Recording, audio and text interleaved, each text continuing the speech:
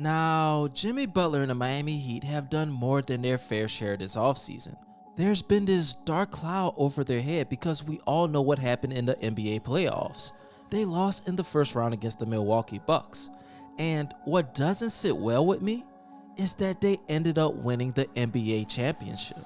Just imagine, the Miami Heat could have been in their position if they ended up moving on. And I want to be real with you guys. At the beginning of the offseason, I was worried for the Miami Heat Nation. There was tension in the locker room. They had holes in their roster. They were loaded at the guard position, but they were severely undersized. Their playmaking was in the question, and most importantly, they didn't have any draft picks in a loaded NBA draft class. That was one of the things that triggered me the most, because they would have had the 18th overall pick, and they had a lot of guys that the Miami Heat could have used. Some guys that I really believe will be future stars in the NBA. One, Jalen Johnson, who ended up being the 20th overall pick, and right behind him, Keon Johnson, somebody that was supposed to be a lottery pick, a top 10 pick, ended up falling into the 20s. And you know what I say about the Miami Heat, they are known for developing players. Keon Johnson will be a beast in the next 2 or 3 years. So in the future, look forward to teams regretting passing up on the Johnson guys. But let's move on to the positive. The Miami Heat really turned it around. You see, they knew they didn't have draft picks. They knew that there were gaps in their roster, and they ended up making the best free agency moves that they could possibly make. They have Bam Adebayo, they have Tyler Hero, and that's two guys that will be the future of your franchise. And then paired along with Jimmy Butler, that's a guy right there that can automatically at least get you to the second round of the NBA playoffs. He doesn't even need the team to be good. He just really needs them to have heart, to put everything they have on every single play. And the first player that they ended up getting in free agency does that. Kyle Lowry came from the Toronto Raptors in the sign-in trade, and his resume speaks for itself. He's a guy that can score the ball, he can facilitate, and he will put his body on the line on defense. In 46 games last year, he averaged 17.2 points, 5.4 rebounds, and 7.3 assists, while shooting 43.6% from the field and 39.6% from downtown.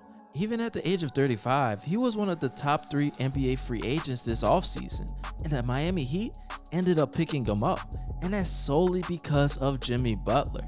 Their friendship is what motivated him the most to come to South Beach. I'm pretty sure that millions and millions of dollars also persuaded him, but we're gonna skip that part for now. Now, there is a little concern, but I'm still happy about this thing that the Miami Heat did. One, they signed Duncan Robinson to a 5-year, $90 million contract. They got Victor Oladipo on a veteran's minimum deal, and I believe that's a big W. I was just hoping they signed at least another playmaker that the team can depend on just in case of injury. Now, the two most exciting guys that I really love that the Miami Heat signed are the most underrated ones. One, they signed PJ Tucker to a 2-year deal. That's not really an underrated signing because everyone loved that. But two, they ended up signing Markieff Morris to the Miami Heat Nation roster. And that in itself are two big dubs. Both of these guys can rebound. Both of these guys can defend at a high level. And both of these guys can shoot the 3-ball. You have two guys that can play the power forward position and do it very well. Of course, Markieff isn't Marcus Morris, and I'm a little disappointed about what has happened with his skill set, because at some point, I really believe that he was the better brother out of the two, even though he's fell off. Jimmy Butler might just be able to motivate him to become a killer in the NBA playoffs. Just in 2019, in 20 minutes of gameplay, he shot 44% from the field, 38.6% from downtown, and that's something that he needs to get back to. As far as PJ Tucker, in the postseason just last year, he averaged 4.3 points, 4.8 rebounds, and 1.1 assists.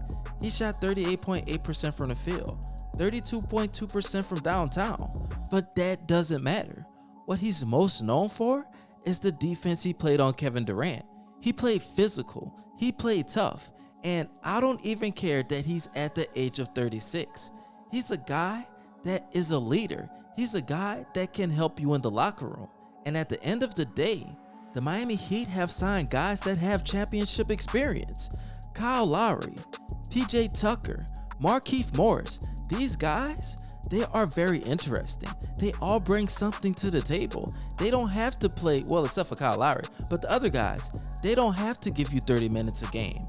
They can help you in spurts. They'll be able to help the younger guys. Tyler Hero, if they decide to keep him, will end up being developed by Kyle Lowry.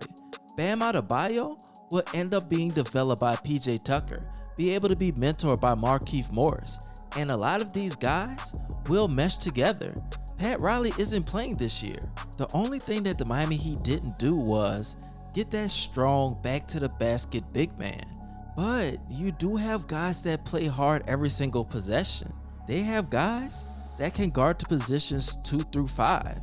And that's something that will end up helping them in the long run.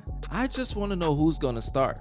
I'm guessing it'll be Kyle Lowry, Duncan Robinson, Jimmy Butler, PJ Tucker, and Bam Adebayo.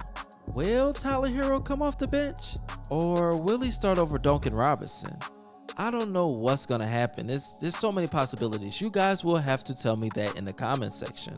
But at the end of the day, we should all be happy for the Miami Heat Nation. We all know that they're destined for greatness.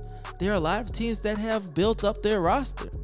I believe that the Brooklyn Nets took a loss whenever they lost Jeff Green, but they ended up getting some key players. The Washington Wizards got better in my opinion. The Chicago Bulls have kicked it up a notch. The Toronto Raptors will be there next year. They have the Sixers that don't know what they want to do with Ben Simmons. They have the Milwaukee Bucks, the defending champions, even though I do think they lost a lot of players because they just didn't have the money. The Atlanta Hawks would be crazy. The Knicks have gotten better. The Boston Celtics, I don't know really how to feel about them. They haven't really done anything to make their roster that much better. But the point of the matter is, the Miami Heat have done the necessary moves that they needed to make this offseason. I would say they were top 3 in the best decision making by every single team in the NBA. And now they will reap the benefit of what they've done. Now, I do have a few questions for you guys, but first, make sure you follow me on all of my Instagram pages. Once I reach 1,100 followers, I'll be giving away an NBA jersey of your choice. And once I reach 11,000 subscribers on my main channel, I'll be giving away an NBA jersey. All you have to do is comment jersey in my DMs. Now, the main question I have for everyone in this Miami Heat Nation, will Tyler Hero remain with the Heat? Because I don't know. He is a big time player. He does mean a lot to this team. And they have tried to trade him in the past. I just don't know. If the Miami Heat end up doing bad during the season, he is their most valuable asset. So we don't know what they'll be able to do. And the next question is, what do you think the ceiling is for this Miami Heat roster? Because they are destined for greatness, like I've said before. Now, don't forget, you guys, follow my ScottyIce Miami page. I'll be posting strictly Miami Heat content, and I know that's what you guys wanted. Do not forget.